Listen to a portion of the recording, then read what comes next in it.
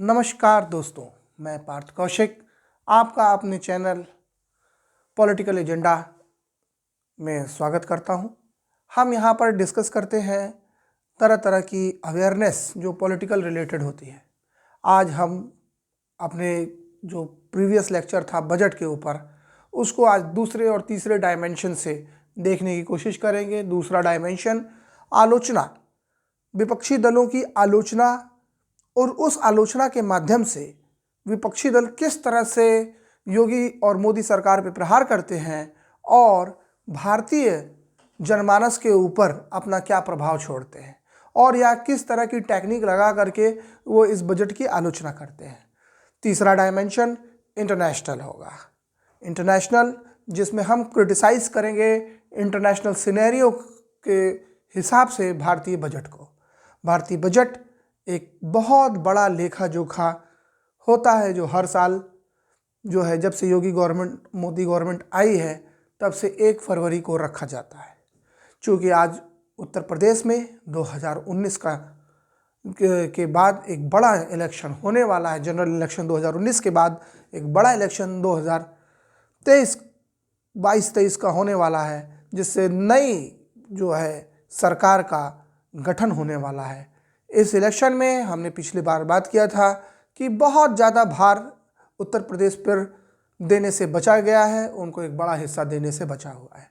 मेरा उत्तर प्रदेश 25 करोड़ आबादी वाला, लगभग 25 करोड़ आबादी वाला एक युवा प्रदेश है। इस प्रदेश में उत्तर से दक्षिण और पूरब से पश्चिम तक तरह तरह की विविधताएं पाई जाती हैं। जनरली इस क्षेत्र को, इस प्रदेश को हम 5 हिस्सों में बांटते हैं। पश्चिमी उत्तर प्रदेश, रोहेलखंड, अवध, पूर्वांचल और बुंदेलखंड।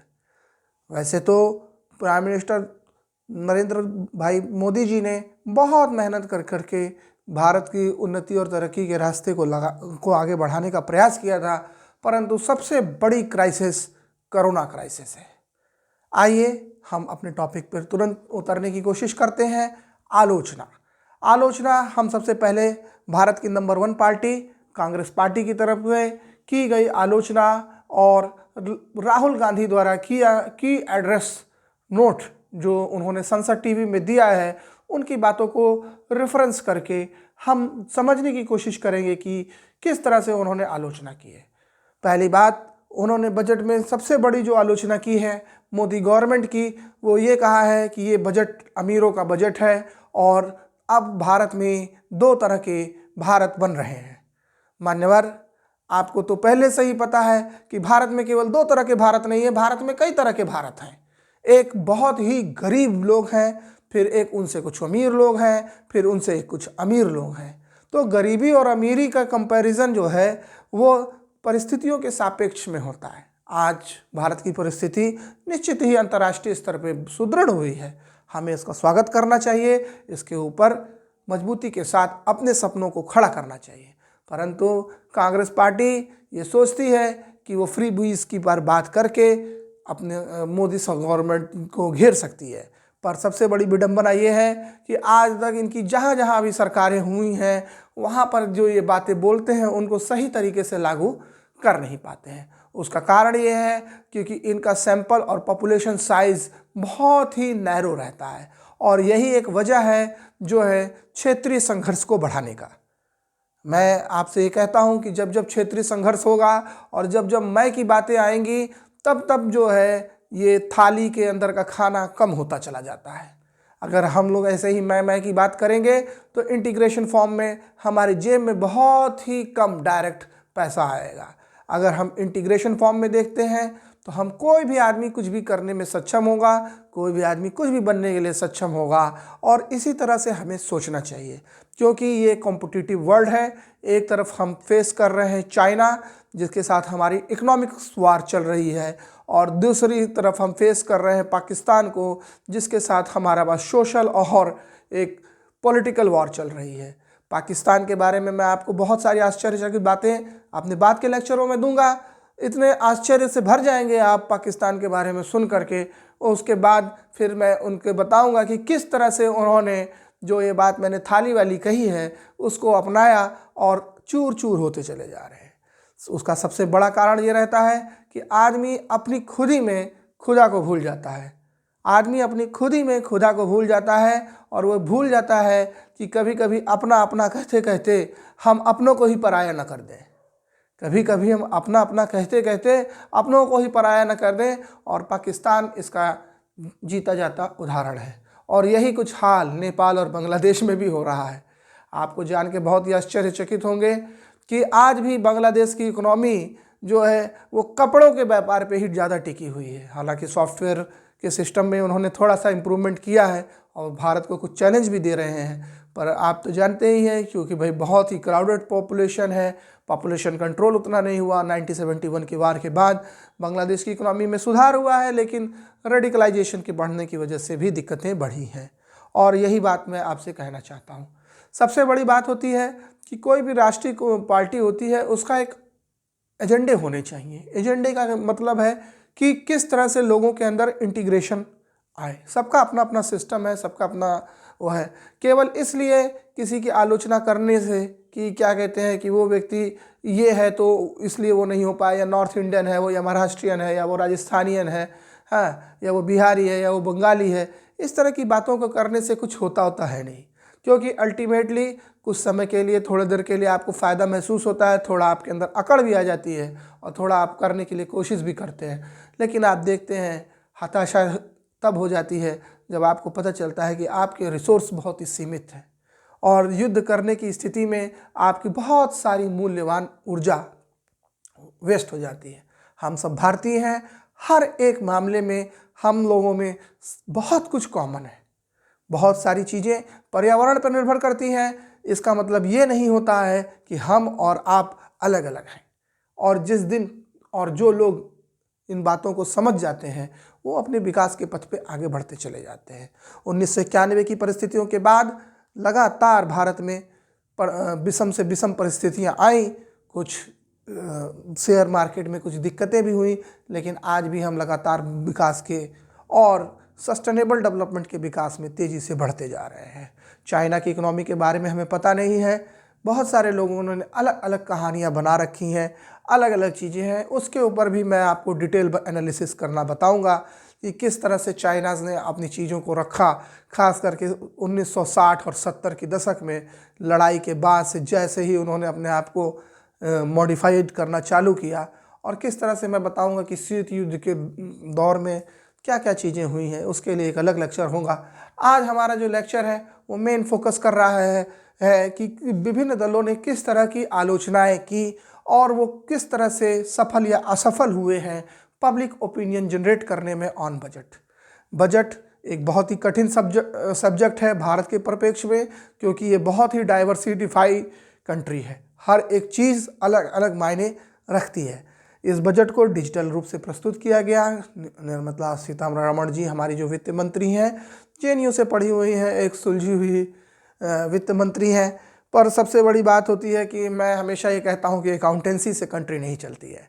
अकाउंटेंसी होती है, और अकाउंटेंसी से कभी भी इकोनॉमिक्स जो है चलती नहीं है। आप अकाउंटेंसी से अपने आप को अच्छा बता सकते हैं, लेकिन एक्चुअली में इकोनॉमिक्स उसके ऊपर है, और इकोनॉमिक्स को इकोनॉमिक्स की तरह ही देखना चाहिए। उसका अकाउंटेंसी से बहुत ज़्यादा आपको प्रेशर लेना नहीं चाहिए। उसका सबसे बड़ा जो कारण है, सबसे बहुत बड़ा जो कारण है, वो सबसे बड़ा कारण ये है कि भारत जैसे एक गणतांत्रिक देश में केवल 5 साल के लिए सरकार आती है, और पहले साल जब सरकार आती है तो उसका बजट जो है पहले से ही एक पूरक बजट के रूप में प्रस्तुत हो जाता है। तो पहले साल में कुछ खास काम नहीं हो जाता, और इसी तरह से आखिरी साल में भी कोई खास काम नहीं किया जा सकता है। तो कुल मिलाकर के 3-3.25 साल या 3 साल का पूर्ण बजट हम मान सकते हैं किसी भी का सरकार को मिलता है, चाहे वो राज्य सरकार हो चाहे केंद्रीय सरकार हो।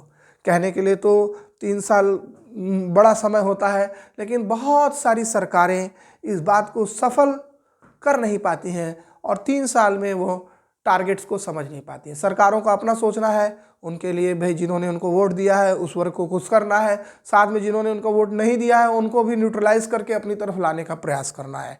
पर इस काम में कई बार उनकी जो है आर्थिक नीति जो है वो गड़बड़ हो जाती है, और उस आर्थिक नीति के गड़बड़ होने से समाज में अलग तरीके की आर्थिक समस्याएं उत्पन्न हो जाती हैं। अब इस बजट में भी हम चाहते हैं कि पार्टियां इस तरह की आर्थिक और विषमताओं के ऊपर बात करें, पर उस तरह की बातें हम होते हुए देख नहीं पाते हैं। क्यों नहीं देख पाते हैं? क्योंकि वो चाहते ही नहीं है कि पब्लिक इस तरह की चीज़ों के बारे में सोचे, बोले, जाने। अब जैसे अभी मैं कुछ लोगों के बारे में सुन रहा था, अक्सर मैं पॉलिटिकल कवर्स को देखता रहता हूँ, सुनता रहता हूँ, तो यूपी के इलेक्शन में कोई कह रहा है कि कौशाम्बी के युवा को क्या मिला, फिर कोई कह रहा है कि छाता के युवा को क्या मिला, कोई कहता है खाता के युवा को क्या मिला, कोई कहता है सिपाही के युवा को क्या मिला, कोई कहता है कि हमीरपुर के युवा को क्या मिला, कोई कहता है झांसी के युवा को क्या मिला है, और लखनऊ जैसे जो है जगह पे जो राजधानी है उसमें कहते हैं पश्चिम विधानसभा की किस युवा को नौकरी लग गई है, उत्तर विधानसभा की किस युवा को नौकरी लग गई। तो मान्यवर, ऐसे तो 403 सीटें हैं और कई ब्लॉक हैं और हजारों गांव है, लाखों की संख्या में, हजारों लाखों की संख्या में गांव है। तो अगर हम इस तरह से देखने लगेंगे कि भाई किसको किस तरह से नौकरी लगी तो बहुत मुश्किल हो जाएगा। पार्टिसिपेशन के साथ साथ हमें अपनी जो इफ़िशेंसी है इंटरनेशनल मार्केट के साथ भी उसको मेंटेन रखना है। इसीलिए रिजर्वेशन में भी 50 के ऊपर रिजर्वेशन नहीं देने की कोशिश करती है भारत सरकार। अगर पार्टिसिपेशन पे करेंगे तो क्वालिटी आपकी डाउन हो जाएगी, और जब क्वालिटी डाउन हो जाएगी तो इकोनॉमी भी अपने आप में श्रिंक हो जाएगी, और इकोनॉमिक अगर श्रिंक हो जाएगी तो हम अपने बहुत सारे जो भाई हैं उनको वो आधुनिक सुविधाएं नहीं दे सकते हैं जो हम इकोनॉमी के लार्जर प्रॉस्पेक्ट्स में होने पे देखते हैं। अब आपको मैं पिछले 15 साल की स्थायी सरकार की विशेषता बताता हूँ। मायावती जी की सरकार 2007 से 2012 में आई और उसने बहुत सालों बाद यूपी में एक स्थायित्व प्रदान करने की कोशिश की, लेकिन मैंने आपको बताया है कि मात्र 3 साल का टेन्योर होता है और उसमें अपने पॉलिटिकल एजेंडे के साथ साथ जो है और भी चीज़ों को करना होता है। पर चूंकि बेरोजगारी एक बहुत बड़ी समस्या है और इकोनॉमिक क्राइसिस एक बहुत बड़ी समस्या है, स्टेट गवर्नमेंट के पास फंड की कमी भी होती है, लेकिन इसके बावजूद भी भाई सरकार तो आप ही चला रहे हैं, आपको करना पड़ेगा। सबसे बड़ा प्रॉब्लम क्या है? वो है करप्शन है। कोई भी आदमी किसी भी लेवल पे जब पहुंच जाता है तो भयंकर रूप से करप्शन करता है, और उस करप्शन से बहुत सारा वो जो है ब्लैक मनी जमा कर लेता है। कुछ लोग स्मार्ट होते हैं, अपना ब्लैक मनी बाहर भेज देते हैं, जिसको बोल बोल के माननीय प्रधानमंत्री आए, और जबकि उनको पता है कि ब्लैक मनी बाहर है उसके बावजूद भी उन्होंने जुमला कह दिया, क्योंकि इंटरनेशनल एक प्रेशर होता है। इस प्रेशर को भाई समझने के लिए आदमी को इंटरनेशनली अवेयर भी होना चाहिए, लेकिन प्रेशर और असर से हमको घबराना नहीं है। जब आज़ादी की लड़ाई लड़ लिया गया तो भाई अब अपनी लड़ाई तो नहीं लड़ पाएंगे। आज़ादी की लड़ाई लड़ लिए, वहाँ तो हमारे पास कुछ भी नहीं था, यहाँ तो हमारे पास फिर भी बहुत कुछ है। सरकार बहुत कुछ करेगी और उसको करना ही पड़ेगा, हम किस बात के लिए डरें। लेकिन सरकारों को इन सब चीज़ों से बहुत ज़्यादा समझ जो है शुरुआती दौर में तो होती है, लेकिन जैसे जैसे सत्ता बढ़ती चली जाती है वैसे वैसे ये होती है। कांग्रेस पार्टी की जब सत्ता रही 2004 से लेकर 2014 तक, तो इसी तरह की चीज़ें हो गई। हमने देखा कि रेट्रोस्पेक्टिव टैक्स, अगर आप लॉन्ग टर्म इन्वेस्टमेंट करते हैं उसके ऊपर जो आपको बेनिफिट होता है, जो सरकार ने कहा था कि हम उसको नहीं लेंगे, उस बेनिफिट को नहीं लेंगे, क्योंकि बहुत लॉन्ग टर्म होता है, 10 साल 15 साल 20 साल होता है। इतने अवधि के लिए जब आदमी निवेश करता है तो लॉन्ग टर्म इन्वेस्टमेंट पे जनरली टैक्स नहीं होता है। लेकिन हमारे देश के माननीय जो है वित्त मंत्री जो है पी चिदम्बरम ने ऐसा भी काम कर दिया, उनके ऊपर भी टैक्स लगा दिया, जो कि इंटरनेशनल कानूनों के खिलाफ है, ग्लोबल इकोनॉमी के खिलाफ है, लिबराइजेशन के खिलाफ है, कैपिटलाइजेशन के खिलाफ है, और सबसे बात बताए ग्रास रूट पे भी खिलाफ है। आप किसी से पैसा निवेश करा लेंगे और बदले में जब उसका फ़ायदा लेने का समय आएगा आप उसको फ़ायदा लेने नहीं देंगे, आप उसके ऊपर टैक्स पे टैक्स लगा देंगे। तो इस तरह की चीज़ें होने से जो है हमको क्या होता है, परेशानी होती है। और अभी आपने देखा कि एक केस भी हम इंटरनेशनल कोर्ट में हार गए, हालांकि दोबारा उसकी पैरवी चालू हो गई है, इंटरनेशनल कोर्ट में हार गए हैं तो चालू हो गई है। दूसरी बात सबसे बड़ी बात है मोदी गवर्नमेंट और दूसरी गवर्नमेंट्स में, मोदी गवर्नमेंट ने बहुत सारी चीज़ों को क्लियर किया है, फाइनेंशियली बहुत क्लियर किया है, लेकिन अभी भी ये इतना टिपिकल प्रोसेस है कि लोकल स्तर पे इस बात को नहीं समझ पा रहे हैं। लोग लोकल स्तर पे नहीं समझ पाते हैं, उनको किसी भी तरीके से फाइनेंशियली अवेयरनेस नहीं है। खास करके मेरे उत्तर प्रदेश के भाई लोग जो फाइनेंशियली अवेयरनेस नहीं है, अभी भी वो ये सोचते हैं कि फैक्ट्रियों में काम करके और क्या कहते हैं किसी और चीज़ों में काम करके, एग्रीकल्चर में काम करके जो है उससे हमारा काम चल जाएगा, हमारा जीवन यापन होगा। उससे जीवन यापन होता है, निश्चित होता है। पर आज हमारा जो इकोनॉमी है वो सैटेलाइट इकोनॉमी है, वो रॉकेट इकोनॉमी पहुंच चुकी है, और भी तरह तरह की नई डायमेंशंस खोले जा रहे हैं, उनमें भी हमको फोकस करना पड़ेगा। और उनके लिए राज्य सरकारों को, विशेष करके उत्तर प्रदेश की सरकार को बहुत मेहनत और बहुत ही दिमाग की आवश्यकता होती है। इनको रेफरेंस पैरामीटर करना पड़ेगा, और रेफरेंस पैरामीटर करने के लिए आपको थोड़ा सा हार्ड डिसीजन लेना होता। अगर आप हार्ड डिसीजन लेते तो आपकी आज नहीं कल बात आपके लोग समझते, लेकिन आप जब हार्ड डिसीजन नहीं लेते हैं, रेफरेंशियल पैरामीटर सेट नहीं करते हैं, तो फिर सब चीज़ें न्यूट्रलाइज्ड हो जाती हैं। आज वो बोल रहे हैं कि नौकरी दी, फिर दूसरे आएंगे उनसे भी लोग यही सवाल पूछेंगे, फिर तीसरे आएंगे उनसे भी लोग यही सवाल पूछेंगे। एक रेफरेंस पॉइंट तो होना चाहिए लाइफ में कि हाँ भाई, अब यहाँ से हम इस तरह दिशा में आगे बढ़ने की कोशिश करेंगे, तब जा कर के कुछ काम बनता है। आइए हम फिर लौटते हैं आलोचना पे। राहुल गांधी ने ये कहा है कि समस्याएं बहुत हैं, देश में गरीबी बहुत है, लोगों में दुराग्रह बढ़ रहा है और चीज़ें बढ़ रही हैं। अरे मान्यवर, बढ़ तो रही है, लेकिन भोजन तो चाहिए ही चाहिए है। बढ़ रही तो क्या करें, भोजन नहीं दें और चीज़ें ना दें। अब उन्होंने कहा कि मनरेगा बढ़ना चाहिए, बढ़ना चाहिए। अरे भैया, मनरेगा ज़िंदगी भर मनरेगा ही थोड़ी चलेगा, और भी कुछ लेके आइए, और भी कुछ काम करिए, और भी चीज़ों पे काम करिए। अब इस गवर्नमेंट को और भी चीज़ों पे काम करना चाहिए। आप उसके ऊपर अटैक करते, आप शहरी मनरेगा के बारे में बात करते, आप जो है जो संविदा पे जो लेबर है, लेबर मार्केट रिफॉर्म के बारे में बात करते, आप कुपोषण के ऊपर बात करते हैं, आप जो है इन्वायरमेंट, जो शहरी इन्वायरमेंट है उसके ऊपर बात करते। बहुत मुश्किल होता चला जा रहा है भाई। कितना बर्डन आप डाल देंगे मेडिकल फैसिलिटीज़ के ऊपर? हेल्थ तो एक बहुत ही प्राइमरी कंसर्न है। अब उसको किसी तरह कुछ लोगों ने इंश्योरेंस से जोड़ लिया। हम ये जानते हैं कि क्लेमिंग, भारत में क्लेम कितना मुश्किल है, भारत में इंश्योरेंस क्लेम कितना मुश्किल है, हेल्थ इंश्योरेंस क्लेम कितना मुश्किल है, लेकिन फिर भी लोग भाई कह रहे हैं क्योंकि एक मार्केट है तो भाई अपना काम चलेगा। लेकिन इसके अलावा भी हमारे पास बहुत सारा इंफ्रास्ट्रक्चर को खर्च करने के लिए आपको आलोचना करनी चाहिए थी। पीएम गति शक्ति योजना जो बनाई है, अब उसको धीरे धीरे वो इंटीग्रेटेड करते जा रहे हैं। ये एक प्रॉब्लम है, इंटीग्रेशन एक प्रॉब्लम हो जाती है, क्योंकि फिर आप वो चीज़ करने लगते हैं कि नई प्रॉपर्टी आप जनरेट नहीं कर पाते हैं, नया कैपिटल एक्सपेंडिचर आप बढ़ा नहीं पाते हैं। अब जैसे इस समय की सबसे बड़ी समस्या है जो पिछले 3 सालों में जो है मुझे लगती है, वो ये लगती है कि आपने ट्रांसपोर्टेशन सेक्टर पे बहुत ही तेज़ी से काम करने चाहिए था, उतनी तेज़ी से काम नहीं हुआ।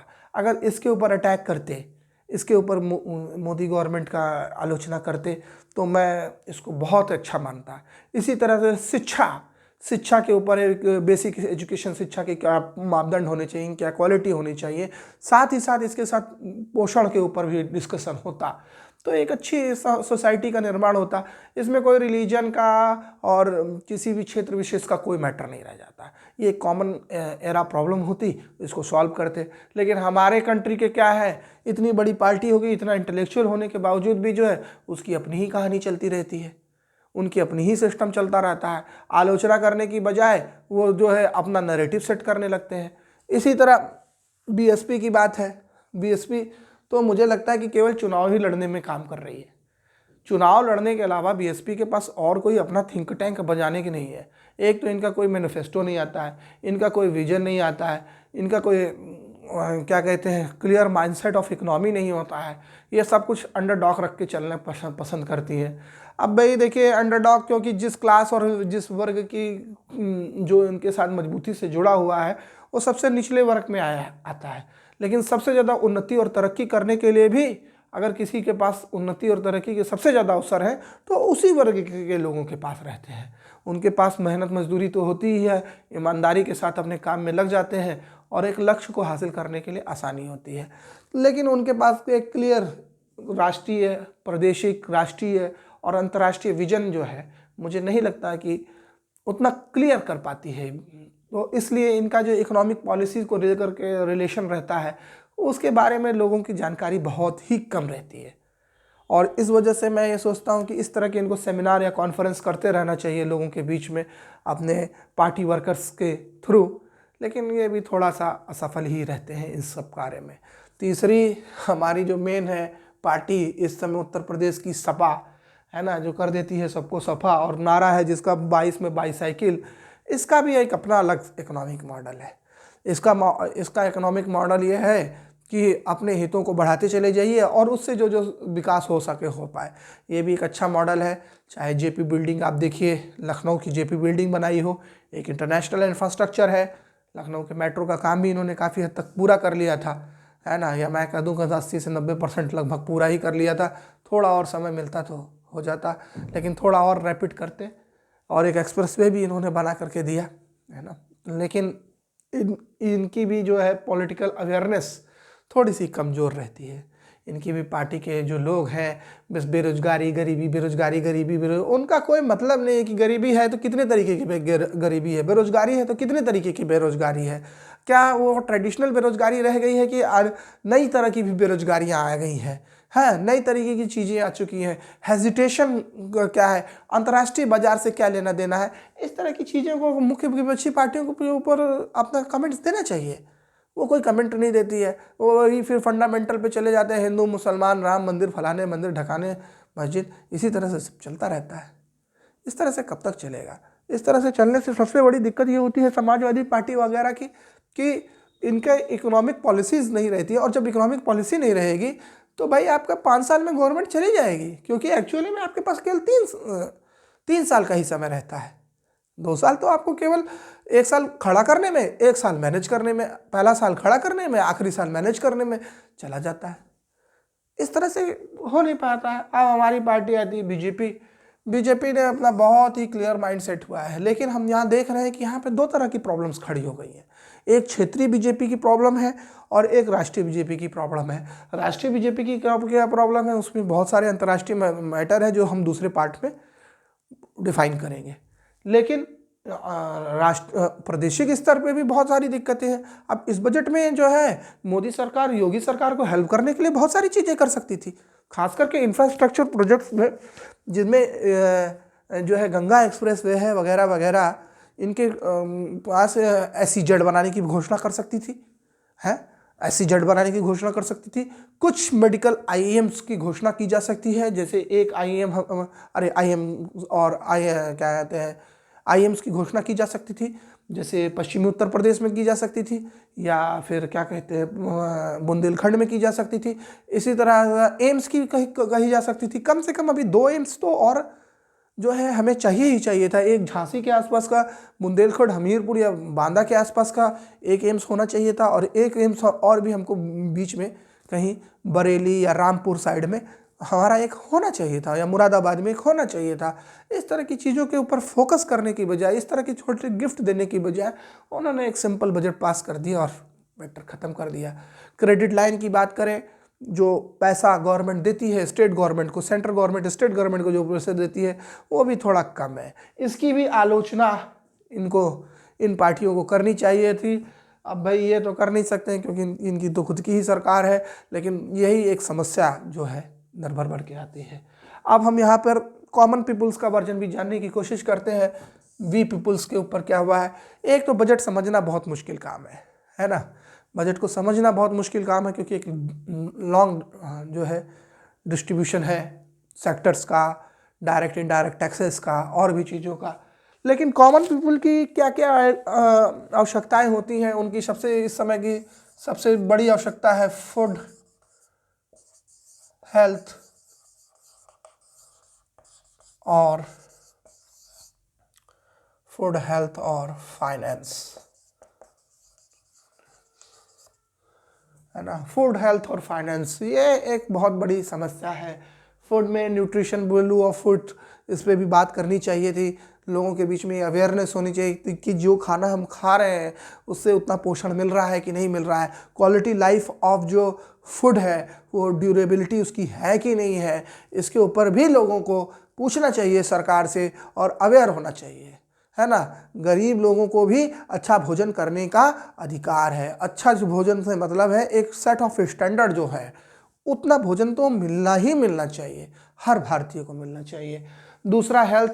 अब कोरोना जैसी क्राइसिस है, कोरोना जैसी क्राइसिस है, अभी आपने देखा है, इसको अंतर्राष्ट्रीय स्तर पे भी मैं दोबारा आपको एक्सप्लेन करूंगा कि किस तरह से चाइना ने इंडिया को कई साल पीछे ढकेला है। और आपका बहुचर्चित देश अमेरिका इसमें उनकी बहुत मदद भी कर रहा है ना। उसके ऊपर अटैकिंग नीति अपनाने की वजह से वो रूस के ऊपर अटैकिंग नीति अपना रहा है, पुरानी पॉलिटिक्स में जा रहा है, जो बाइडेन पुरानी पॉलिटिक्स में जा रहा है। तो बहुत दिक्कत है, ये दिक्कत है। और ये सारा कौन भरेगा? हम लोग भरने वाले हैं, चाहे हम उसको माने चाहे ना माने, चाहे मैं भरूंगा और चाहे मेरे बच्चे भरेंगे, है ना। ये हमारी समस्या है, ये अंतर्राष्ट्रीय समस्याओं का है। अब वो एक कोरोना ले दिया, अब सब बंद खोलो बंद खोलो बंद खोलो, इसी में पूरा समय निकल जा रहा है। एक सरकार को सही तरीके से प्रॉपर काम करने के लिए कुछ होना चाहिए। अब कोरोना का तो सबसे बड़ा थर्ड वेव आ रही है, थर्ड वेव आ रही है। हमने देखा है सेकंड वेव में थोड़ा सा अफरा तफरी बची थी, बाकी थर्ड वेव का तो यूपी में कोई ज़्यादा परेशानी की बात हुई नहीं है ना। अब भाई आबादी है तो कुछ ना कुछ तो परेशानी होगी ही। अब एकाएक ऑक्सीजन है, आज से कोई ये नहीं पूछता कि भाई आज 70 साल हो गए, 80 साल हो गया, तुम लोगों ने ये नहीं बताया कि ऑक्सीजन कितने मेडिकल होने चाहिए, हर ब्लॉक में मेडिकल कॉलेज क्यों नहीं खुले हुए हैं। भाई अगर बात कर रहे हो तो आप इस पर भी बात करो ना। आप इस पर बात करोगे तो ये कॉमन एरा प्रॉब्लम हो जाएगी, हमारी सबकी एक समकालिक प्रॉब्लम होगी। लेकिन हम इस पर बात नहीं करेंगे, क्योंकि इस पर बात करेंगे तो फंस जाएंगे, और फंस जाएंगे तो सरकार को बचने का मौका मिल जाएगा। बचने का मौका मिल जाएगा तो भाग जाएंगे हम नहीं काम करेंगे और कोई नहीं पूछेगा, फिर दूसरे फालतू के मुद्दों में हमको उलझा देंगे। अरे भाई हम अपने से ही अपने बारे में नहीं सोच सकते हैं, हमें अपने आसपास के पड़ोसियों को भी देखना चाहिए, देखना पड़ता है। अंतर्राष्ट्रीय प्रेशर भी देखना पड़ता है, यूरोप को भी देखना पड़ता है, पश्चिमी यूरोप को खास करके देखना पड़ता है, सऊदी अरब को भी देखना पड़ता है, तुर्की को भी देखना पड़ता है, अमेरिका को भी देखना पड़ता है। और इन सब चीज़ों को जब तक हम एड्रेस नहीं करेंगे, इन सब चीज़ों को, तब तक हमारा कुछ हो नहीं पाएगा, है ना। और ऐसे ही बेरोजगारी बेरोजगारी बेरोजगारी बेरोजगारी बेरोजगारी करते रहेंगे। अभी भी ये, जैसे मैं लखनऊ में हूँ, नोएडा की तो बात छोड़ दीजिए, नोएडा तो IT सिटी, IT हब और इस समय टेक्नोलॉजी का हब बना ही हुआ है। लखनऊ में भी लोग डॉलर में पैसे कमाते हैं, लखनऊ में भी डॉलर में पैसा कमा रहे हैं, इलाहाबाद में भी बच्चे डॉलर का पैसा कमा रहे हैं। लेकिन भाई हमारे लिए और भी स्किल्स की ज़रूरत है। अब स्किल्स सीखना है, स्किल्स का इम्प्लीमेंटेशन होना चाहिए, और हमारे स्किल्स के ऊपर भी हमने बात करनी चाहिए, है ना, कि कौन सी गवर्नमेंट क्या देगी हमको, क्या नहीं करेगी, क्या इंफ्रास्ट्रक्चर उसने खड़ा किया। मुझे योगी गवर्नमेंट की अगर आलोचना करनी हो तो मैंने उनको बताता कि इन्होंने कई स्किल डेवलपमेंट प्रोग्राम चलाए, पर उनकी सर्टिफिकेशन उन्होंने उस तरह से नहीं की जिस तरह से उनको करना चाहिए था।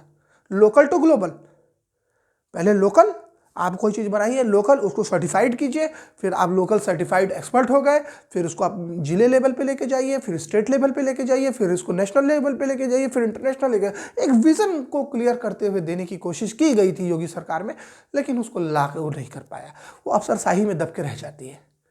अफसर डंडा हाँकते हैं, सरकारों के कहने पे करते हैं, उसका ग्राउंड पे उतना रियलिटी उत्पन्न नहीं होता है। अब मुझसे कुछ लोग कह रहे थे बाल काटने को लेकर के, बाल काटने का एक सर्टिफिकेट दे दिया, खाना बनाने का सर्टिफिकेट दे दिया।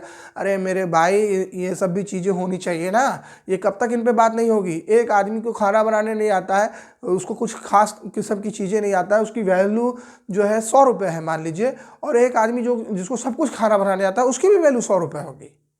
इस स्टैंडर्ड को मेंटेन करना पड़ेगा ना, तभी तो सोसाइटी ट्रांसफॉर्म होगी। सोसाइटी का ट्रांसफॉर्म होना भी तो जरूरी है।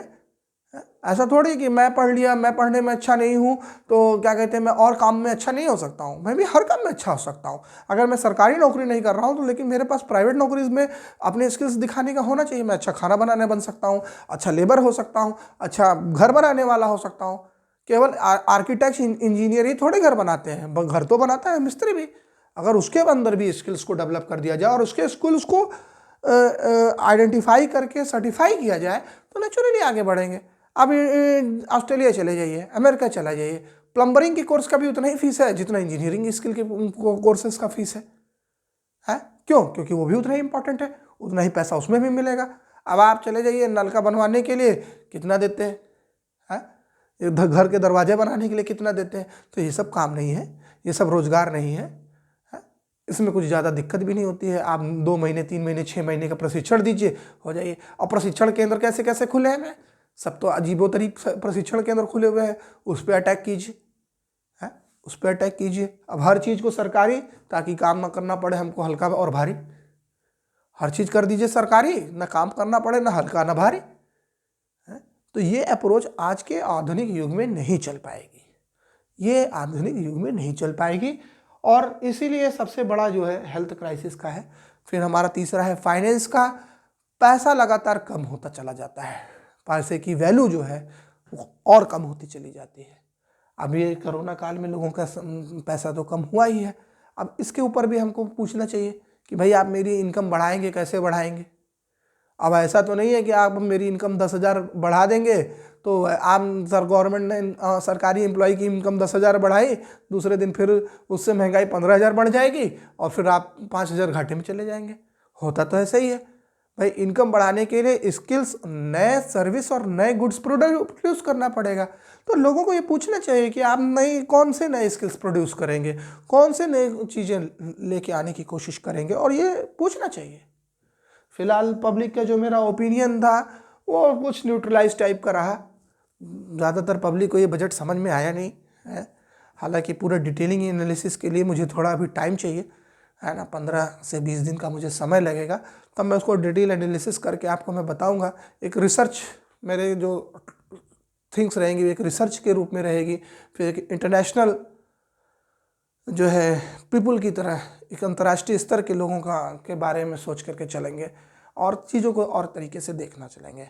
अब आइए, जो ये बजट है उसको अंतर्राष्ट्रीय परिस्थितियों से देखने की हम कोशिश करते हैं। अंतर्राष्ट्रीय परिस्थिति में आपको जान करके आश्चर्य होगा कि केवल कांग्रेस पार्टी ने थोड़ा बहुत उसको डायरेक्ट इनडायरेक्ट वे में बोलने की कोशिश की है, लेकिन जो है बसपा और सपा, इसका कोई भी अंतर्राष्ट्रीय स्तर से लेना देना नहीं है। इंटरनेशनल लेवल पे पॉलिटिक्स का किसी भी तरह के सिस्टम से हमको लेना देना नहीं है। ये टोटली अधिकारियों, आईएएस और पीसीएस अधिकारियों के ऊपर ही निर्भर रहने वाले हैं। और बीजेपी का मैं ये कह सकता हूँ कि ये 45% और 55%, ये जो इनका रिस्ट्रिक्टेड रेशियो है, 45% ये अपने थॉट से प्रोसेस से चलने की कोशिश कर रहे हैं, लेकिन 55% अभी भी अधिकारियों के ऊपर लग है। राष्ट्र का जो निर्माण होता है, जो नेता का निर्माण होता है, वो हमेशा इस बात पर निर्भर करता है कि वो अपने लोगों की नब्ज को पकड़े। और बहुत सारे लोग जो बहुत सारी चीज़ों से नहीं अवेयर हैं, उसके बावजूद भी वो ऐसे डिसीजन ले जो लॉन्ग टर्म, शॉर्ट टर्म और प्रेजेंट टर्म, इन तीनों टर्म को पूरा करें। इसी को काबिलियत कहते हैं। ये प्रधानमंत्री और मुख्यमंत्री में तो जरूरी होनी चाहिए है। अब एक स्किल है आपके पास, एडमिनिस्ट्रेटिंग है, आप उसको बता देते हैं। अब एडमिनिस्ट्रेशन तो है, जो आईएएस है या जो पीसीएस है, उसकी अपनी एक सीमाएं होती हैं, उनका एक अपना सिस्टम होता है, वो उसी के हिसाब से सोचेंगे। उनको भाई डिसीजन लेने में थोड़ा सा डर लगता है, वो न्यूट्रलाइज करते हैं, चीज़ें डाइल्यूट हो जाती हैं। वो न्यूट्रलाइज करेंगे, चीज़ों को सामान्य रखने की कोशिश करेंगे, चीनी थोड़ा सा कम हल्की होती चली जाएगी। और जब हल्की होती चली जाएंगी तो फिर वही एक रोना आ जाएगा। बेरोजगारी बढ़ गई, महंगाई बढ़ गई, बेरोजगारी बढ़ गई, 100 रुपये का पेट्रोल हो गया, 100 रुपये का पेट्रोल हो गया। क्योंकि आप जो है उस चीज़ों के लिए कितना तैयारी करेंगे। तैयारी करने के लिए आपको हर डायमेंशन पे काम करने के लिए ज़रूरत है। अब आईएएस अधिकारियों की भारी मात्रा में कमी है, पीसीएस अधिकारियों की भारी मात्रा में कमी है, उसको पूरा करने के लिए किसी ने पूछा ही नहीं। सरकार बताती नहीं है जनता को कि आईएएस अधिकारियों की बड़ी कमी हो चुकी है देश के अंदर, पीसीएस अधिकारियों की कमी हो चुकी है देश के अंदर। रिसर्च विंग का तो नामो निशान ही खत्म हो चुका है। वो तो केवल एक ऐसी छोटी मोटी जगह पे खोल करके बैठा दिया गया है, भैया चलते रहो, नाम के लिए रिसर्च विंग है। चाहे वो क्राइम का रिसर्च विंग हो, चाहे एग्रीकल्चर का रिसर्च विंग हो, चाहे नदी नालों का रिसर्च विंग हो, किसी का भी रिसर्च विंग आपको काम करते हुए दिखेगा नहीं। कारण क्या है? क्योंकि वो सब कुछ अधिकारियों के ऊपर छोड़ दिया गया है। जनता पूछती नहीं है पार्टियों से कि भैया हमारे पुलिस को कैसा होना चाहिए, वो पूछती नहीं है, ये बता नहीं पाते। इनको बचने का मौका मिल जाता है, फिर वहीं पे आ जाएंगे, बेरोजगारी भत्ता, ये चाहिए वो चाहिए, हम तो गरीब हो गए, हमारी सरकार नहीं, हमारी जात का आदमी नहीं, ये नहीं है। अरे भैया, एक कॉमन फीचर्स तो डेवलप करना पड़ता है ना, और पूछना पड़ता है। तो अंतर्राष्ट्रीय स्तर पर इन दो पार्टियों का तो कोई समावेश नहीं है, और ये तो केवल पाकिस्तान और चाइना को फिजिकल अपीयरेंस को दिखा करके ही काम चला लिया है ना, कि चाइना और पाकिस्तान से आपकी मिली भगत है, ऐसा कह के उन्होंने मोदी पर सरकार से पल्ला झाड़ लिया। अब अंतर्राष्ट्रीय समस्याओं में देखिए, जो बाइडेन पुराने राजनेता है अमेरिका के, और अमेरिका ही इकोनॉमिक सेंटर है इस समय कई सालों से दुनिया का। तो अब जो बाइडन अपनी पुरानी पॉलिसी सी टू रशिया, क्यूबा क्राइसिस के बारे में आपने सुना होगा। क्यूबा क्राइसिस था एक क्यूबा की समस्या, है ना, जब क्या कहते हैं परमाणु हथियार रशिया ने क्यूबा में फिट कर दिए थे। बाद में रशिया को लिखित समझौता करना पड़ा कि अब वो कोई भी परमाणु मिसाइल्स जो है हमें क्यूबा में नहीं लगाएगा। और सेम पॉलिसी जो बाइडन ने अभी अप्लाई कर दी है यूक्रेन के ऊपर। अब इसकी वजह से गैस क्राइसिस होगा, पेट्रोलियम क्राइसिस होगा, हर तरीके के। सऊदी अरब की सुरक्षा को कम कर दिया बजट का नाम लेकर के कि सऊदी अरब बजट नहीं बढ़ा रहा है तो सुरक्षा कम कर दिया। अभी आप जान रहे हैं कि पेट्रोलियम इकोनॉमी कितनी बुरी तरह से डाउन हुई है। अब क्षेत्रीय विषमता पैदा कर रहे हैं जो बाइडन, क्योंकि उनके पास वो कह के तो आए थे, देखिए कह के आए थे डोनाल्ड ट्रंप की आलोचना करके कि क्या कहते हैं नौकरी नहीं है, ब्लैक लाइफ मैटर्स, सबको हम सेव करेंगे, सबको सेव करेंगे। और ये देखिए ये सेफ है इनका सिस्टम, ये सेफ सिस्टम है। डोनाल्ड ट्रंप के साथ तो समस्या हो गई कि भाई डोनाल्ड ट्रंप को बिजनेस की एक समझ थी, एक नई दिशा में नई डायमेंशन में वो बिजनेस को लेके जा रहा था।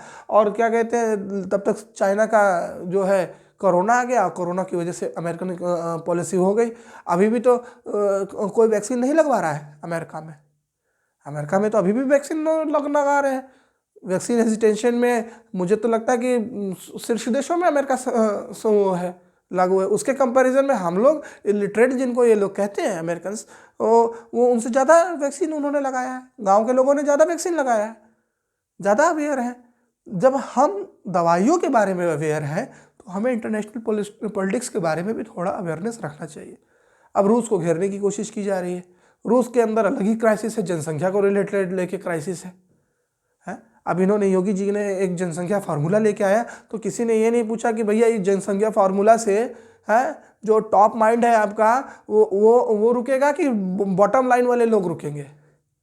है टॉप वाले जो है इंजीनियर डॉक्टर बच्चे कम पैदा करेंगे कि नीचे वाले भी बच्चे कम पैदा करेंगे, कि सबको आप यूनिवर्सल रखेंगे। आपकी किस तरह की पॉलिसी है उस पर डिबेट करने के लिए कोई तैयार नहीं है, कोई भी पॉलिटिकल पार्टी तैयार नहीं करेगी, तो रिलीजन के पीछे चले जाएंगे। लेकिन ये हमारा अपना घर है, हम यहाँ से जा नहीं सकते, ये हमारा अपना घर है, हम कहाँ जाएंगे इस दुनिया में, इसको छोड़ करके हम कहाँ जाएंगे। सबसे बड़ी बात तो ये है कि ये हमारा अपना खुद का घर है और इसके लिए हमको खड़ा होना पड़ता है। तो ये अंतर्राष्ट्रीय पॉलिसी की वजह से भी ये बजट को जो है, इस बजट ने जो है कॉमन पीपल्स को उतना सेटिस्फाइड नहीं किया है, या तो कई मामलों में मैं कह सकता हूँ थोड़ा नाराज़ ही कर दिया है। क्योंकि भाई कॉमन पीपल के लिए कहाँ से फाइनेंस लेके आएगी गवर्नमेंट। इंटरनेशनल क्राइसिस है, ये है वो है। एक दो तीन चीज़ें और हो सकती थी, थोड़ा सा नए तरीके के नए डायमेंशन, एक थोड़ा सा अलग सोच रख सकती थी, एक अटैकिंग सोच रख सकती थी मोदी गवर्नमेंट, पर उसमें रखी नहीं।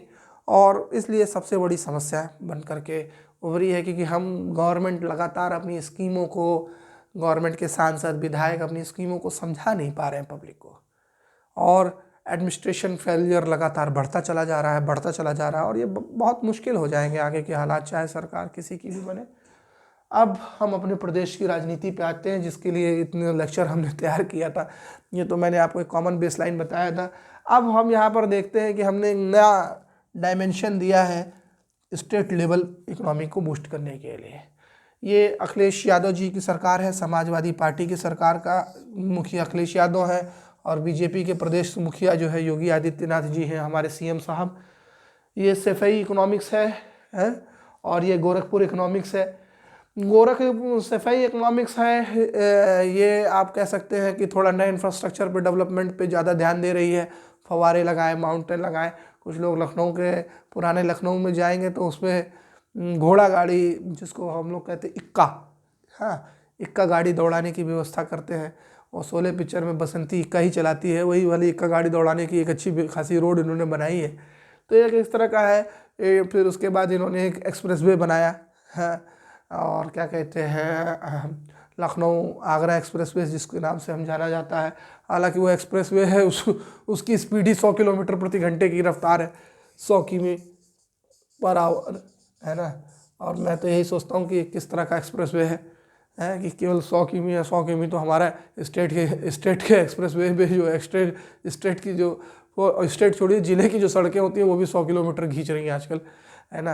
अब पता नहीं कौन सी टेक्नोलॉजी है, क्या है, इसके ऊपर कोई पब्लिक डिस्कस नहीं करती है, लेकिन ठीक है, इन्होंने एक अच्छा स्कोप खड़ा किया, इसने किया है। अब ये गोरखपुर की इकोनॉमिक्स है, वो लगातार घोषणाएं कर जा रही हैं, पर मैं एक बात बहुत अच्छे से कहूँगा कि इनके जो अधिकारी लोग हैं वो ज़मीन पे उतने सशक्त नहीं है। उनके सशक्तिकरण से गोरखपुर की इकोनॉमिक्स थोड़ी सी अलग तरीके से चल रही है। ये रिलीजियस इकोनॉमिक्स भी कह सकते हैं इसको। इन्होंने अपने रिलीजन पे ज़्यादा फोकस किया है, चाहे वो प्रयागराज का कुंभ कराना हो, या फिर राम मंदिर से संबंधित चीज़ें हों, या काशी विश्वनाथ कॉरिडोर बनाना हो। लेकिन ये भी एक अच्छा इकोनॉमी है। इसी इकोनॉमी को हम ये कह सकते हैं कि भाई बाहर से, फॉरेन से जो इंडियंस हैं वो आते हैं, उनको देखते हैं मैं 2 पीढ़ी 3 पीढ़ी से बाहर रह रहे हैं, तो उनको लिए एक निवेश के लिए एक अच्छा अपॉर्चुनिटी दिखता है। खास करके अमेरिका और क्या नाम है, यूके यूएस के लोग जो हैं आते हैं, तो उनके लिए एक अच्छा रास्ता बनाया जा रहा है। और रिलीजियस इकोनॉमी को मैं थोड़ा ठीक भी मानता हूँ। रिलीजियस तो नहीं कह सकता, लेकिन हाँ ये कह सकता है कि होली इकोनॉमिक्स, पवित्र इकोनॉमिक्स के रूप में मैं गोरखपुर को रख सकता हूँ। क्योंकि रिलीजियस में थोड़ा सा एक हिंदू मुसलमान का सेंटीमेंट आ जाता है, लिटरेचर मीनिंग उसका अलग होता है, लेकिन होली माने पवित्र होता है तो उसका कोई मैटर नहीं है। होली इकोनॉमिक्स के लिए बहुत अच्छी चीज़ें हो रही हैं, और मुझे ऐसा लगता है कि इसको और बढ़ाना चाहिए और तेज़ी से करना चाहिए। हालांकि इससे पहले भी कई सरकारों ने इस तरह की चीज़ों को करने की अलग अलग तरीके से कोशिश की थी, है ना। चाहे उसको आप सोशल मैनकाइंड के लिए ले सकें, जैसे बसपा ने बहुत सारे टेम्पल पार्क्स और लाइब्रेरी बनवाई है। मुझे भी थोड़ा सा एक ज़्यादा उम्मीद रहती है सरकार से, लेकिन ठीक है, इनकी भी अपनी पॉलिसीज़ है, इनकी अपनी इकोनॉमिक सिस्टम है। और थोड़ा सा ये अखिलेश यादव पे यहाँ पे भारी पड़ जाते हैं योगी आदित्यनाथ, क्योंकि इस इकोनॉमी में आप एक तो इंटीग्रेशन आपका बहुत बढ़ जाता है होली इकोनॉमिक्स में, और गोरखपुर की इकोनॉमिक्स में थोड़ा इंटीग्रेशन बढ़ जाता है। दूसरा भाई है, लॉन्ग टर्म इन्वेस्टमेंट के लिए भी बहुत अच्छा होता है, क्योंकि स्टेबल गवर्नमेंट होती है, जैसे 3/4 मेजोरिटी की ये गवर्नमेंट थी। और एक जो सबसे बड़ी बात है कि आपका लॉ एंड ऑर्डर बहुत मजबूत है ना। पुलिस भी अगर गड़बड़ी करेगी तो पुलिस को भी कोई छोड़ेगा नहीं है। और गुंडे बदमाशों की तो बात ही छोड़िए। और जिस तरह से अभी इन्होंने इंफ्रास्ट्रक्चर माफिया जिसको कहते हैं, भू माफिया, या मैं कह सकता हूँ इंफ्रास्ट्रक्चर माफिया, है ना, जो बड़े बड़े इंफ्रास्ट्रक्चर जो है लेके बना के लाखों करोड़ों के लोग फ्लैट खरीदते हैं और बहुत ही कम पैसे में उसको रजिस्टर कराते हैं, बैंकों से भारी मात्रा में फाइनेंस लेते हैं। थोड़ा इस पर भी गवर्नमेंट को सोचना चाहिए। थोड़ा सा पैन नंबर चेक होना चाहिए, थोड़ा सा आधार नंबर चेक होना चाहिए, थोड़ा सा 30% से ज़्यादा नहीं होना चाहिए। अगर वास्तव की कीमत अगर किसी ने 40 लाख ली है तो 70 लाख तक का लोन ठीक है, लेकिन 40 लाख की घर की जो है कीमत पे 2 करोड़ का लोन ले लेना है, 40 लाख की कीमत की घर पे 2 करोड़ का लोन लेना, ये मुझे थोड़ा सा अच्छा नहीं लगता। और इस पर भी लोगों को प्रश्न पूछने चाहिए। और ट्रांसपेरेंसी की थोड़ी सी कमी हो जाती है, और ये सबसे बड़ी समस्या ट्रांसपेरेंसी की है, क्योंकि अधिकारी चाहे किसी की भी सरकार हो बहुत कम सुनते हैं। और मुख्यमंत्री को थोड़ा सा उतर करके देखना चाहिए, ग्राउंड रियलिटी देखनी चाहिए। समीकरण से आप चीज़ें जीत सकते हैं, लेकिन बहुत देर तक सस्टेन नहीं कर सकते। आप खुद तो करोड़पति अरबपति बन सकते हैं, लेकिन चीज़ें कर सकते हैं। अब योगी आदित्यनाथ तो वही योगी जी हैं, वो क्या करोड़पति अरबपति पैसा लेके क्या करेंगे वो। तो एक थोड़ा सा ये 2-4 चीज़ें इनके लिए बेनिफिट जाती है। इस बजट की आलोचना के रूप में और राय के रूप में मैं फिर अपने सेगमेंट के आखिरी सेक्शन में जो है बस इतना कहना चाहता हूँ कि अब उत्तर प्रदेश की जो पॉलिटिक्स है उसका इंटरनेशनलाइजेशन हो चुका है, और इंटरनेशनलाइजेशन होने की वजह से जिस तरह से बायकॉट चाइना मिशन और मिशंस चले हैं, है ना, मेरा एक ही पब्लिक के साथ ओपिनियन रहता है कि आप पाकिस्तान चाइना के साथ साथ सऊदी अरब, तुर्की, अमेरिका, रूस और पश्चिमी यूरोप को ज़रूर देखें, उनकी चीज़ों को ज़रूर करें, क्योंकि they are very healthy, they are more and more gainer. Money इनके पास बहुत ज़्यादा है, इन्वेस्टमेंट भी ज़्यादातर उधर ही से आना है, और उसी आधार पर सरकार को चुनने का कष्ट करें। अब हम अपने सेगमेंट के आखिरी पॉइंट पे आते हैं और डिस्कस करते हैं कि किस तरह से जो है यह बजट की आलोचना किन लोगों ने किस तरह से की है, जो हमारे 2 मापदंड थे एक राज्य स्तरीय के मापदंड और एक अंतर्राष्ट्रीय मापदंड, उस पे हम क्या पॉइंट्स देने पसंद करते हैं। पहले हमारी कांग्रेस पार्टी है, इसने वही पुराना ढर्रा अपनाने की कोशिश की है, इसलिए उसको 10 में से 5.5 अंक ही दूंगा। क्योंकि भैया थोड़ा सा तो राहुल बाबा, हमारे बड़े भैया, थोड़ा सा तो आप कुछ करिए, आप ही से उम्मीद है, और आप ही आलोचना में थोड़ा कमज़ोर पड़ जाते हैं। थोड़ा सा प्रयास कीजिए, क्योंकि आपकी आलोचना मोदी जी के लिए नंबर 1 आलोचना हो सकती है, और जनरली वो होती ही है। तो आप कुछ करिए, थोड़ा सा करेंगे तो हम लोगों का भी कुछ कल्याण होगा, और हो सकता है एक न एक दिन आपकी ये बातें सभी लोगों को समझ में आए। और जो समझ में आने वाली बातें हैं, थोड़ा आप वो भी कहेंगे तो हम जैसे जो लोग हैं वो थोड़ा सा आपसे कनेक्ट करने में आसानी महसूस करेंगे। बाकी तो आप जो कर रहे हैं वो कर ही रहे हैं, आपने सफलताओं के नए इतिहास गढ़े हैं, और जब से 2019 की सरकार आई है आपने तीखी आलोचनाएं भी की हैं, और कभी कभी तो मुझे लगता है कि केवल आप ही आलोचना कर रहे होते हैं। तो थोड़ा सा इस बात का दुख भी रहता है, लेकिन ठीक है, इम्प्रूवमेंट है। लेकिन अब हमें थोड़ा सा आर्थिक आलोचनाओं को प्रबलता से उठाना चाहिए, ताकि सरकार अपने दृढ़ विश्वास के साथ हमारे साथ खड़ी हो। आलोचनाएं नहीं होंगी, सरकार खड़ी नहीं होती है। जब आलोचनाएं होती हैं तो सरकार में अपनी दृढ़ता दिखाती है, और उस दृढ़ता से पब्लिक को आराम मिलता है, पब्लिक को सुकून मिलता है, और उनके लिए एक नए नए रास्ते और नई नई दिशाएं खुलती हैं। बसपा के बारे में क्या करूं, इनके राज्य स्तर के जो विज़न है और क्या कहते हैं सिस्टम है, उस पर चूँकि ये कुछ मैनिपुलेशन देती नहीं है अपना, तो इसलिए इनके बारे में ज़्यादा कुछ कहने का कोई मतलब बनता नहीं है। क्योंकि ये कुछ डायरेक्शंस नहीं देती है, युवाओं का किस तरह डायरेक्शन है, और जिस क्लास की चीज़ों को ये करने की कोशिश करती हैं, हाँ, तो वो थोड़ा सा अजीब है। लेकिन ये है कि इनके लिए भाई रॉयल्टी सिस्टम बहुत हाई है ना। योलो सिस्टम इनको मैं कहता हूँ, योलो सिस्टम जो है थोड़ा सा इनका हाई है। एक मेरे हिसाब से थोड़ा सा मेहनत करना चाहिए इनको। लेकिन इनकी इकोनॉमिक्स तो भाई इनका टाइम ख़त्म होने के बाद ही समझ में आती है, उसके लिए अलग से एनालिसिस करनी पड़ती है। समाजवादी पार्टी में तो बहुत ही कम उसको देने की कोशिश कर रहा हूँ। 3.5 अंक में बहुत निराशा किया, क्योंकि जिस तरह से इनको आलोचना करनी चाहिए थी इस बजट की, इन्होंने इस बजट की आलोचना नहीं की, और जो है एक बहुत ही सिंपल वे रहा। और बीजेपी की बात क्या करें, चूँकि बीजेपी का बजट है, इसकी क्या आलोचना करें। लेकिन भैया इन मूर्ख जो लोग हैं आपके, है ना, जो ऐतिहासिक बजट बनाते हैं, ऐसे मूर्ख लोगों को भैया मेरा हाथ जोड़ के नमस्कार, है ना। भैया झूठ मत बोलिए हमारे योगी जी से, मोदी जी से, है ना। थोड़ा बताइए कि जनता के का क्या मूड है, जनता की क्या नब्ज़ है ना। इस तरह की बातें कर देने से ऐतिहासिक बजट तो इससे पहले वाला बजट क्या था, उससे पहले वाला बजट क्या था, 2015 से लेकर आप अभी तक बोल बच्चे नहीं दे रहे हैं। अरे भैया कुछ करके भी दिखाएंगे ना। और अब आपको समझ में आ रहा है कि करना कितना मुश्किल काम होता है। जो है केवल चाटुकारिता करके, कहानी बता करके, है गलत चीज़ों को इंटरप्रेट करके बताते रहते हैं आप लोग। अरे सही बात बताइए कि जनता के लिए कुछ करिए भाई, सिस्टम कुछ बढ़ाइए, कुछ पैकेज को बढ़ाइए, थोड़ा सा नए नए लूप्स निकालिए। हाँ, लूप्स निकालने में तो बीजेपी माहिर है, ये तो मैं जानता हूँ कि वो लूप्स निकाल लेती है। लेकिन भाई थोड़ा सा मेरे भी गवर्नमेंट से है कि थोड़ा सा डायमेंशंस चेंज करें, एक फिक्स कमेटी बैठाई जाए, है ना, जो मॉनिटर करे। भले ही सांसद लोग मॉनिटर करें, लेकिन थोड़े इंटेलेक्चुअल अच्छे लोग होने चाहिए। थोड़ा सा बजट इसके ऊपर खर्च होना चाहिए, है ना। क्योंकि जिस तरह की आलोचनाएं होती हैं बड़ी मुश्किल हो जाती हैं, क्योंकि जनता जो है उतनी अवेयर नहीं है फाइनेंशियल टर्म्स के बारे में। ये थोड़ा सा बीजेपी को समझना चाहिए। और ये चूँकि ये फाइनेंशियल टर्म्स के में उपयोगी नहीं है, इसलिए मैं इनको 2 अंक देता हूँ।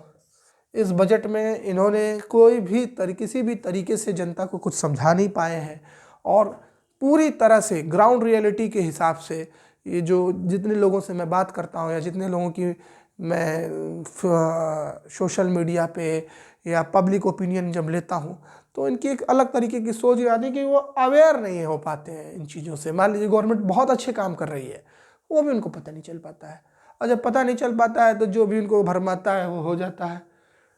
हाँ, लेकिन अब अंतर्राष्ट्रीय स्तर पर अगर इस बजट को तोले, तो हमारा अंतर्राष्ट्रीय स्तर पे जो है 3 पॉइंट्स मैं कांग्रेस पार्टी को देना चाहता हूँ। और अंतर्राष्ट्रीय स्तर से इन लोगों का कोई लेना देना नहीं है, समाजवादी और बसपा पार्टी का। और बीजेपी के लिए यहाँ पे थोड़ा सा मैं बेनिफिट कर दूंगा कि 6 में से 10। जिस तरह के इंटरनेशनल क्राइसिस है इंटरनेशनल क्राइसिस जिस तरह की चल रही है, उस हिसाब से ये बजट एक बैलेंस्ड बजट है। हाँ, बहुत ही ज़्यादा डायनेमिक तो मैं नहीं कहूँगा, लेकिन स्टैटिक और रिजिड बजट भी जरूर कहूँगा मैं। और इस वजह से स्टैटिक रिजिड वजह होना, क्योंकि इस समय इकोनॉमी का कोई भी ये साल कैसा हो कुछ पता नहीं है। 10,000 सैनिक उतार दिए गए हैं यूक्रेन में, कुछ पता नहीं है क्या होगा क्या नहीं होगा। जो बाइडन अपने आप को बढ़ाने के लिए, जैसे डोनाल्ड ट्रंप अपने बढ़ाने के लिए क्या क्या बातें कहते रहते थे, अब जो बाइडन तो उनसे भी 2 कदम आगे आ गए हैं। अफगानिस्तान छोड़ के भाग जाते हैं, यूक्रेन में ले जाके सेना ठोक देते हैं। तो भैया ये ठोको नीति से कुछ होना नहीं है। और रशिया को उसके हाल पे छोड़ दो, वैसे बेचारा बेहाल है। आप ज़बरदस्ती पुरानी पॉलिटिक्स चमकाने के चक्कर में ये कर रहे हैं। लेकिन चलिए ठीक है, कोई बात नहीं, सब देश का अपना अपना सोचना है, तरक्की के अपने अपने रास्ते हैं। कोई कोरोना फेंक के तरक्की कर रहा है, कोई जो है कोरोना झेल के तरक्की कर रहा है, कोई युद्ध करके तरक्की कर रहा है। लेकिन भारत एक सहिष्णु देश है, इसमें सभी लोगों का स्वागत हमेशा से रहा है और कोई भेदभाव नहीं है अमेरिका जो है अमीरी और गरीबी के नाम पे। इस देश में पैदा होने पे मुझे इस बात का गर्व है कि ये हर हाल में हर तरीके के लोगों को अपना ही लेता है और उनको अच्छे रास्ते में, सुदृढ़ रास्ते में जो है वो चलता है। मेरे एक साथी जो है ने बड़ा अच्छा एक लाइन जो है कहा है मुझे कविता में कि सोचते हैं हम यहाँ से स्टीव जॉब हो जाए, पैदा हूँ ऐसे कि चांद पर चढ़ जाए, पैदा हूँ ऐसे कि चांद पर चढ़ जाए। भारत में जन्म लेने के बाद तरक्की के साथ साथ विवेकानंद भी हम हो जाए। भारत में पैदा होने के साथ साथ, तरक्की के साथ साथ पैदा होने पे भी हम अंत में विवेकानंद हो जाए। एक आध्यात्मिक रास्ते पर चलने की यहाँ की प्रवृत्ति है, यहाँ का अपना कल्चर है और उसी कल्चर में हमको डेवलप करना है। और देखिए कितनी भी कठिन से कठिन समस्याएं आएंगी, भारत के लोग डेवलप करेंगे। अब मैं लोकल स्तर पे इस बजट को जो है पब्लिक ओपिनियंस पे जो लोकल सिस्टम है, इस बजट को मैं बस 4 अंक देना चाहता हूँ। भारत के लोग इस बजट को समझ नहीं पाए। इसके लिए भारत की जो लोकल आकांक्षाएं थी, जो डेली वेज की आकांक्षाएं थी, वो काफ़ी कम है इस बजट से लेकर के पीपल के। लेकिन नेशनल स्तर पे थोड़ा सा हम अलग सिनेरियो देखते हैं और ये 6 अंक पहुंच जाती है, क्योंकि अभी भी लोगों का इन्वेस्टमेंट थिंकिंग जो एक अपर क्लास निकल के आया है, साथ साथ लोअर क्लास आया है, उसकी थिंकिंग में थोड़ा सा चेंज आने की वजह से ये 6 अंक दे रहा है। इसका सबसे बड़ा कारण है कि देश में अभी भी स्थिरता कायम है, एक मजबूत सरकार केंद्र में है और कई प्रदेशों में भी एक मजबूत सिंगल पार्टी सरकार है। तो एक उसका एक अलग ही फायदा हुआ है, इसलिए मैं इसको 10 में से 6 अंक देता हूँ। और इंटरनेशनल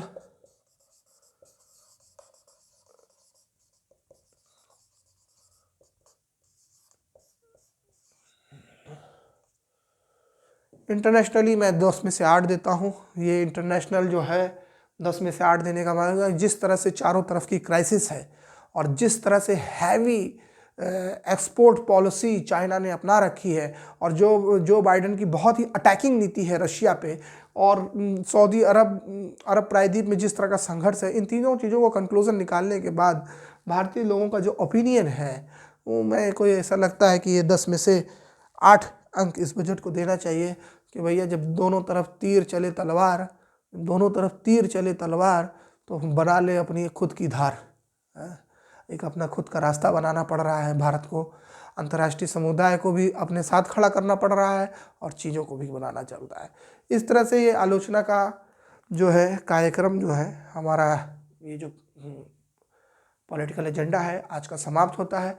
इसके बाद हम जो है बजट के अलग अलग हिस्से देखेंगे और अंतर्राष्ट्रीय हिसाब से जो है पाकिस्तान, अफ़गानिस्तान, चाइना और साउथ एशिया, रशिया, अमेरिका के हिसाब से हम उत्तर प्रदेश के इलेक्शंस को डिस्कस करेंगे और आपको नई नई चीज़ों को जान के बड़ा होगा कि किस तरह से अमेरिकन मार्केट जो है, अमेरिका का शेयर मार्केट जो है वो कितना इंटरेस्ट लेता है।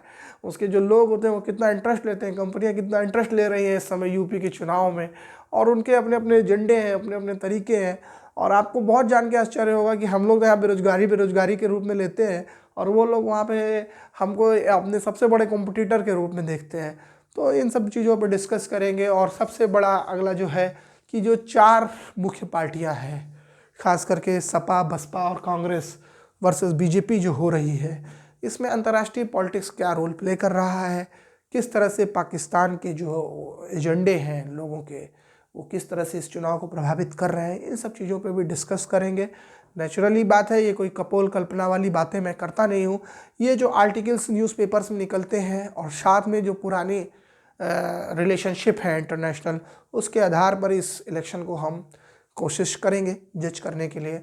फिर इसके बाद अगली जो सीरीज़ हमारी आने वाली है वो क्या कहते हैं, मोस्ट प्रोबेबली आज 6 तारीख के साथ 8 तारीख से मैं आपको कोशिश करूँगा, 8 तारीख को तो नहीं बता, 7 को, कल 7 तारीख को मैं कोशिश करूँगा बताने की कि किस तरह की सिनेरियोज जो है मतलब सीट बाय सीट पे हम डिस्कस करेंगे। 1 बाय 1 सीट को, सीट नंबर 1, 2, 3, 4 ऐसे डिस्कस करते जाएंगे। जैसे जैसे चरण होंगे मैं बताऊंगा कि किस तरह से वहाँ पे वोटिंग होने वाली है, वोटिंग का एक थ्योरी जो है करने की कोशिश करेंगे, और किस तरह से देखेंगे कि सरकार के लिए और विपक्ष के लिए क्या क्या संभावनाएं हैं उन क्षेत्रों में। इसलिए आज का पॉलिटिकल एजेंडा यही समाप्त होता है। मैं पार्थ कौशिक, कैमरामैन एनडी पिक के साथ। धन्यवाद, थैंक यू वेरी मच।